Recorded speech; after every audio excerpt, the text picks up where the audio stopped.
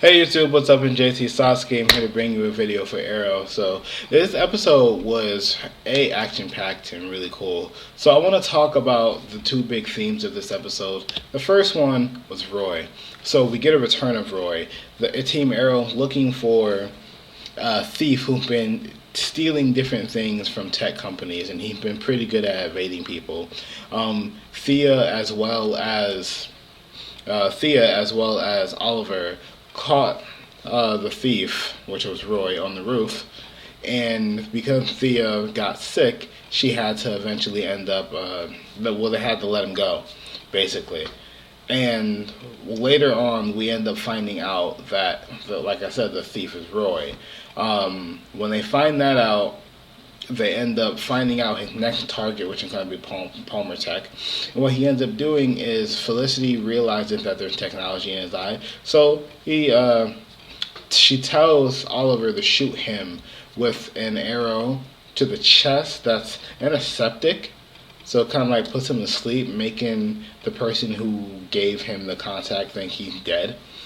They end up taking him back to the Arrow Cave, and that's when he comes back and he's like, okay, so sorry about that. This is what happened. This is who the person is. This is why I was doing it. And basically, we find out that that the guy found him and found out he was Roy Harper and threatened to expose him as Roy Harper and not as the Green Arrow. If if he didn't do what he said, so he really had no choice. Otherwise, everybody would be coming back at Oliver and the Green Arrow himself. So that's basically Roy Harper parting this. He dons the Red Arrow suit, his Red Arrow suit, once again, which I thought Thea tailored his suit to her body, but apparently they left his suit intact and they just modeled her suit after his. So that's a thing, which is really cool. But I do like how he was able to don the suit again, and I like how at the end of the day, it was Roy who saved the day, stopped the bomb, and stuff like that. The second thing that we have going on in this episode that's a big plot point is the Calculator. He's a villain from the comics, very smart, and we find out that the Calculator is trying to destroy Star City for whatever reason. Apparently this is the two-parter, so it's just the first part of an episode. Hell of a first part of a two-parter, by the way. But we found out he's trying to destroy Star City like everyone else is trying to do. And so what ends up happening is Felicity and him go back and forth, outwitting each other. Felicity obviously wins in the end. But the Calculator was very, very, very, very, very, very good. And I'm pretty sure Felicity has not had that kind of challenge mentally in terms of tech in a long time. And I like to talk about how like Felicity just doesn't look her part. You know what I'm saying? You wouldn't expect a girl like Felicity to be all techie, but that's fine. It was just something, just a thought that came to mind. Don't be offended by that. It was literally just an observation. Some people just don't look their parts.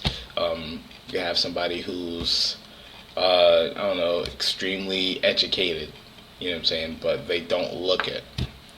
Just look can be deceiving. Moving on. We also get Thea who's dying. Come to find out that her bloodlust must be fulfilled. If it's not fulfilled, then excuse me. If it's not fulfilled, then her bloodlust will eventually kill her and revert. Well, yeah, it will eventually kill her because in order for her to keep her life, another life has to be taken, and if she can't take another person's life, the bloodlust will be fulfilled by taking her life back, basically killing her again. Throughout the episode, there are themes of letting people choose their own path, and that was basically played out throughout the episode. And eventually, Thea almost basically died. She's in a coma right now because she refuses to take a life, or she refuses to get Damien Dark's help again. We get a really cutesy and really adorable moment between Thea and Roy, where they both proclaim their love and say they still love each other and that they wish they could be together. Roy even said that he thought about just laying low and staying here with her, but he can't. Obviously, for plot reasons, because he'll be found out real reasons that the actor is doing stuff in Hollywood and he can't be on the show like that. But it was cool for him to come back. All in all, this was a really good episode. I like Malcolm Merlyn in this episode. The flashback was pretty cool. He was trying to let go of his guilt, and we got to see a pretty interesting but brief fight scene between Katana. Well, not Katana. Between what's her name? I forget her name, but we do get to see a really good but brief fight between obviously an associate of Oliver Queen and Nyssa.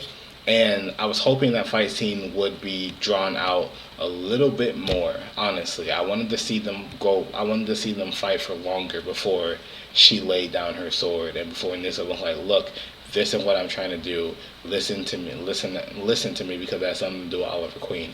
I was hoping that would happen a little bit longer, but it didn't. I was still satisfied with the battle. Obviously, she's trying to wage war against Malcolm Merlyn. So in the next episode, we will see Oliver fight Malcolm. Definitely. I don't know if he'll kill him, but we will see Oliver fight him. And we haven't seen Oliver and Malcolm fight since, like, the end of season 1, maybe the beginning of season 2. So it'll be interesting to see just how much Oliver has improved, because he got trained, that he has a lot of experience fighting people all the time. Although Oliver is still pretty good, he's not the best fighter. Although he was able to actually, out combat Damien Darhk this time. Then again, he was amped up on anger because Damien Darhk put out the hit for Felicity. So yeah. But with that being said, it was a great episode. I can't wait for next week's episode. Comment down below, let me know what you guys thought in the comment section below.